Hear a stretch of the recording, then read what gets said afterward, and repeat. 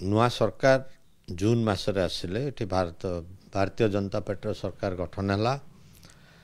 नुआ सरकार आसवा दिनुठू मुख्यमंत्री श्री मोहन माझी एवं आईन मंत्री श्री पृथ्वीराज हरिचंदन उभय विभिन्न टीवी माध्यम रे कही आसिचंती जे किछि पुराना आईन अच्छी जो आईन रो कि कार्यकारिता हो पारुनी ऑब्सोलेट आईन बोली कह जाउची।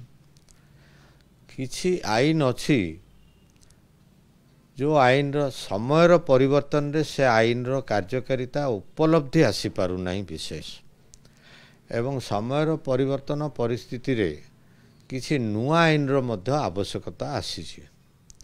एठी समस्ते जानी रखिबा उचित जे सरकार आईन रो क्षमता सरकार आईन रो क्षमता होची जोटा राज्य स्तरीय आईन आमर दुई प्रकार क्षमता राज्य सरकार अच्छी कॉन्स्टिट्यूशन रो शेड्यूल रे प्रेस्क्राइब होईची पर्टिकुलर नियम केंद्र सरकार आनिबे एवं किछि नियम राज्य सरकार मानकु दायित्व दिया जाइछि। किंतु केंद्र सरकार जो नियम आनिबे सेतरे रूल फ्रेमिंग रो मध्य किछिटा रेगुलेशन किंबा रूल फ्रेमिंग रो किछिटा दायित्व मध्य राज्य सरकार ऊपर न्यस्त अछि। कारण प्रत्येक राज्यर कंडीशन धरिकी तांको रूल्स किसी आसे तेणु ए क्षेत्र में देखा जाउची जे किसी आईन कार्यकारी करने बहुत कष्ट वर्तमान परिस्थिति रे। किसी आईन अच्छी जहाँदेरी कि कौन सी मकदमा वर्ष वर्ष धरिकी आसी नाही मकदमा आसबार सुजोग नाही।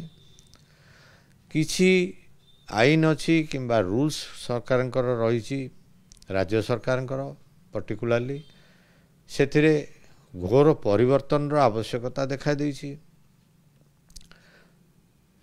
तेणु ये जो आशा करथिले एवं आशा प्रकट करथिले सरकार ताकू पूर्णांग करबा पई गतकाली सरकार पूर्णांग कमिशन रो गठन करछन्ते। अध्यक्ष रखिबा संगे संगे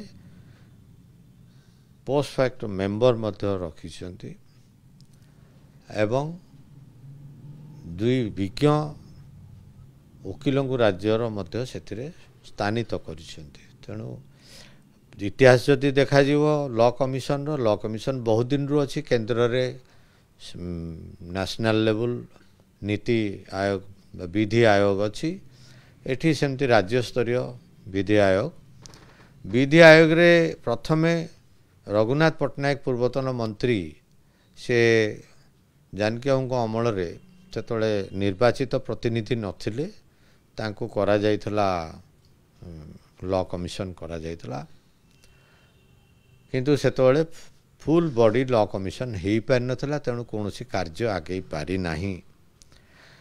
तापरे श्री गोपाल महांती डिस्ट्रिक्ट जज रिटायर्ड डिस्ट्रिक्ट जज सीए तांको मध्य करागला लॉ कमिशन किंतु दुर्भाग्य सेतले full fledge law commission member दिया गला नहीं तेणु से कमिशन मध्य किसी कार्य करि पारि नाही। तबे तापरे जस्टिस बीके नायक मास लॉ कमिशन नियुक्ति हेले तांको मेंबर बॉडी दिया हितला पूर्णांग कमिशन हेइतला सत किंतु तांकर परवर्ती नियुक्ति फल रे से बेसी दिन कार्यक्षम हेई पारि नथिले लॉ कमिशन रे 4 वर्ष तळु लॉ कमिशन डिफंक्ट हो जाइतला। वर्तमान पूर्णांग लॉ कमिशन आसीछि। हाँ ये देखिया गले गत 40 वर्ष धरी 4 दशंधि धरी रघुनाथ पट्टनायक बेलू देखिया गले लॉ फंक्शन भर्चुअली डिफॉक्ट अच्छी। तेणु निश्चित भाव में अनेक लॉ परिवर्तन रे आवश्यकता अच्छी उपलब्धि होते कमिशन तो नहीं तेणु कार्यकारी हो पारिनी। तेणु बर्तमान से गुड़ाक सरकार लाइन अप करिसेंती किछि बोली मोर विश्वास।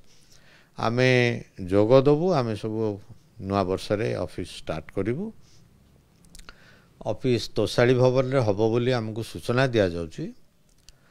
तेणु नुआ वर्ष रे आमे ऑफिस स्टार्ट कले आमे देखिबु मंत्री पाखरु सरकार पाखरु कौन आमर आईन रो परामर्श किंबा उन्नतीकरण निमंते कौन आवश्यकता आसुची ताकू धरी आमे काम आगे। कमिशन कार्यकाल आपन जदि Odisha gazette law department resolution 16 मार्च 2016 देखिए जोटा कि लास्ट रिजोल्यूशन यही संक्रांत रे सेथिरे अध्यक्षों कार्यकाल 3 वर्ष किंबा 70 वर्ष व्हिच एवर इज अर्लियर दर्शा जाए तेणु 3 वर्ष बोली धरवा को हम वर्तमान पाई।